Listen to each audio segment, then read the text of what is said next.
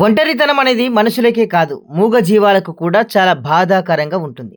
సరిగ్గా ఇలాంటి పరిస్థితిని ఎదుర్కొంది పంచ్ అనే ఏ 7 నెలల బుజ్జి కోతిపిల్ల.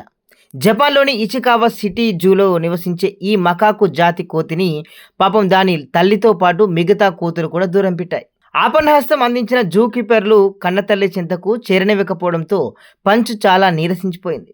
ఇది గమనించిన జూ సిబ్బంది ఒక అద్భుతమైన ప్లాన్ చేశారు. దానికి తోడుగా ఉంటుందని ఒక మెత్తటి ఒరంగుటాన్ బొమ్మను అందించారు. ఆ బొమ్మను చూడగానే పంచ్ ప్రాణం లేచి వచ్చినట్లయింది. సాధారణంగా కోతి పిల్లలు తమ తల్లిని పట్టుకొని వేలాడడం ద్వారా శారీరక బలాన్ని, రక్షణ భావాన్ని పొందుతాయి. ఇప్పుడు పంచ్ ఆ బొమ్మనే తన తల్లిగా భావిస్తుంది. ఎక్కడికి వెళ్ళినా ఆ బొమ్మను వదలదు. నిద్రపోయేటప్పుడు కూడా దాన్ని గట్టిగా హత్తుకొని పడుకుంటుంది. ఈ దృశ్యాలు చూస్తుంటే ఎవరికైనా కళ్ళు చెమర్చక్క మానవు.